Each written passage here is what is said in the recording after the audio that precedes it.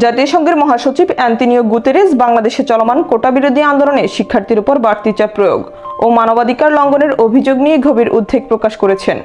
29 জুলাই নিয়মিত ব্রিফিংয়ে জাতিসংঘ মহাসচিবের মুখপাত্র স্টিফেন ডুজারিক জানান, তারা বাংলাদেশের সংকটময় পরিস্থিতি নিয়ে বিটভাবে পর্যবেক্ষণ করছেন এবং নতুন করে শুরু হওয়া ছাত্র আন্দোলন সম্পর্কে অবহিত রয়েছেন। ডুজারিক আরও জানান, জাতিসংঘ সব ধরনের সহিংসতা দ্রুত, স্বচ্ছ ও নিরপেক্ষ তদন্ত পুনর্ব্যক্ত করেছে এবং দোষীদের জবাবদিহি নিশ্চিত করার আহ্বান জানিয়েছে। আইন শৃঙ্খলা বাহিনীর অতিরিক্ত বল প্রয়োগ এবং মানবাধিকার লঙ্ঘনের বিশ্বাসযোগ্য প্রমাণ সম্পর্কে জাতিসংঘ শঙ্কিত। জাতিসংঘ বাংলাদেশকে মনে করে দিয়েছে যে শান্তিরক্ষা মিশনে অংশগ্রহণকারী দেশ হিসেবে মানবাধিকারকে সম্মান জানানো তাদের দায়িত্ব। বাংলাদেশ কর্তৃপক্ষ জাতিসংঘকে আশ্বস্ত করেছে যে জাতিসংঘের লোগো সম্বলিত গাড়ি আর বিক্ষোভ দমনে ব্যবহার করা হবে না।